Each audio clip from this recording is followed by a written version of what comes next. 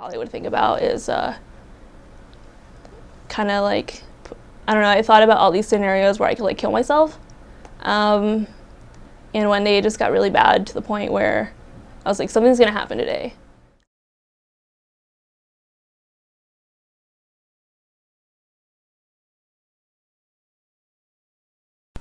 Cass Rosales is just one person of the approximately 30% of college students who are severely depressed, according to the National Institute of Mental Health. But although she knows she's not alone in her struggle against depression on campus, she often feels that way. About 2/3 of people struggling with depression either don't receive or don't seek proper treatment. To do so would mean they have to acknowledge what they're battling. Well, I concluded a long time ago that insanity which is what people think of when they think of mental illness. It's scarier than death, because when you die, you know, okay, everything's going to stop, and then you may have beliefs about what happens after that, and okay, so at least you have some idea what's going on. Mental illness, you have no clue what that is. You just know it's very bad for you. It would ruin your life. You can maybe go out and kill people or whatever. And so nobody wants to think about it, nobody wants to talk about it. I started noticing around middle school. I just thought I was like in my angsty emo phase by the music I was listening to and like the friends I was hanging out with. But I started self-harming, and that carried on to my freshman year of high school.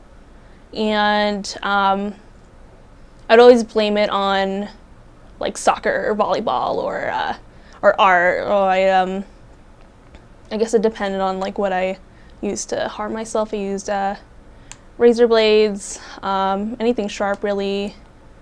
I used erasers, like eraser burns. So I usually blame that on like the turf, or just, I don't know, I hid it really well. And my parents found out, so they didn't send me, but they got me help, I guess. I saw a therapist for a while, and I was under medication, so for a little bit. Students at the University of Kansas can receive treatment at Counseling and Psychological Services at Watkins Memorial Health Center.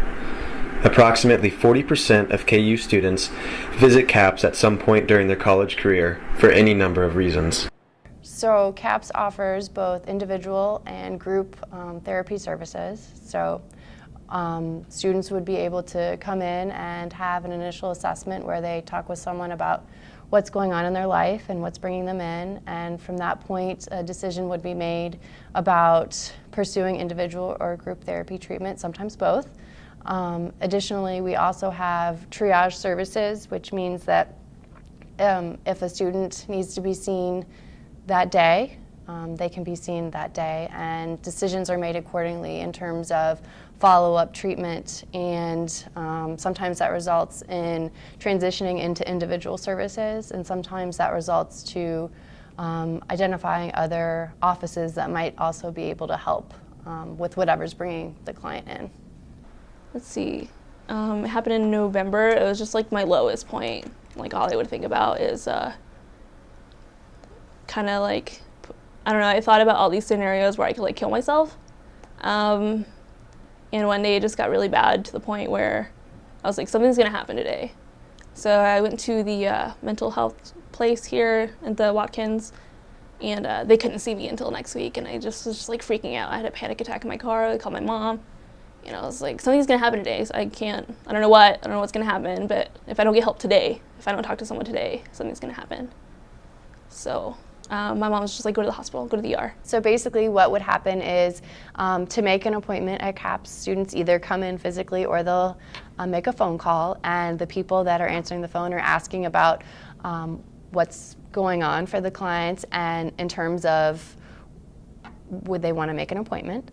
And at that point they ask questions about what they're experiencing at that moment, and if it's something that they are able to wait until whatever day the next available appointment is an option, or if it's something that they feel like needs to be seen pretty immediately. And the student would have to be the one that says, hey, I want to see you guys immediately? Generally, that's the way it is. I mean, sometimes we get referrals from other people, like faculty members, for example, in which they're coming in, or they have recommended a student come in. So I guess at that point, the student is following a decision or recommendation from someone else. But generally, the student would have to say and explain what's going on so that the person who's answering the phone can make an appointment accordingly. The stigma is attached to having mental illness, and had educational programs been in place when Cass was in middle school, maybe she would have been more apt to fight the good fight. Lack of knowledge is the stigma.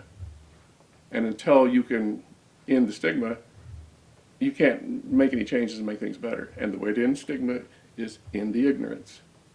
And when the ignorance goes, the fear goes. And then you get support. So public education to me is the way to do all that.